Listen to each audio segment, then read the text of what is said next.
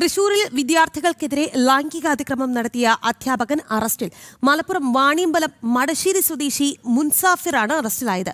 Hostel warden കൂടിയായ അധ്യാപകൻ 7 വിദ്യാർത്ഥികൾക്കെതിരെ ലൈംഗികാതിക്രമം നടത്തിയെന്നാണ് പരാതി. വിവരങ്ങളുമായി സാനു കെ സജീവ ഉണ്ട്. സാനു, അധ്യാപകനാണ്, വിദ്യാർത്ഥികളാണ് എന്ന കാര്യം മറന്നുപോയി. എന്തായാലും ഇയാൾ പിടിയിലായിട്ടുണ്ട് എന്നുള്ളതാണ് വ്യക്തമാകുന്നത്. പറയൂ സാനു.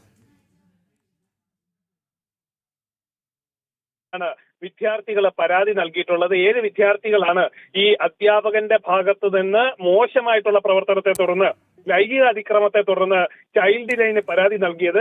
കുട്ടികളെ കൗൺസിലിംഗ് നടത്തിയപ്പോഴേക്കുമാണ് ഈ ഞെട്ടിക്കുന്ന വിവരങ്ങൾ പുറത്തു വന്നിട്ടുള്ളത്.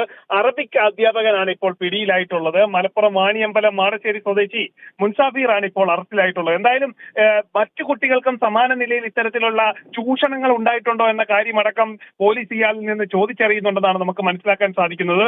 സ്കൂളിലെ താൽക്കാലിക അധ്യാപകനായിട്ടുള്ള പ്രതി കഴിഞ്ഞ 1 വർഷം മുമ്പാണ് ഈ സ്കൂളിലേക്ക് അധ്യാപകനായിട്ട് എത്തുന്നത്. അറബിക് വിഭാഗത്തിലാണ് ഇയാൾ പഠിപ്പിക്കുന്നത്. എന്തായാലും 7 വിദ്യാർത്ഥികൾ നേരിട്ട് ചൈൽഡ് ലൈന് പരാതി നൽകി എന്നുള്ളതാണ് ഇതിലെ ഒരു പ്രധാനപ്പെട്ട കാര്യം. അതായത് എത്രത്തോളം ചൂഷണം ഈ അധ്യാപകന്റെ ഭാഗത്ത് നിന്നുണ്ടായിട്ടായിരിക്കും ഇത്തരത്തിൽ കുട്ടികൾ നേരിട്ട് പരാതി നൽകുന്ന ഒരു സാഹചര്യം ഉണ്ടായിട്ടുള്ളത്. എന്തായാലും ഈ ചൈൽഡ് ലൈനിൽ നൽകിയിട്ടുള്ള പരാതിയെ തുടർന്ന് ഇപ്പോൾ നിലവിൽ ഇയാളെ അറസ്റ്റ് ചെയ്തിരിക്കുകയാണ്.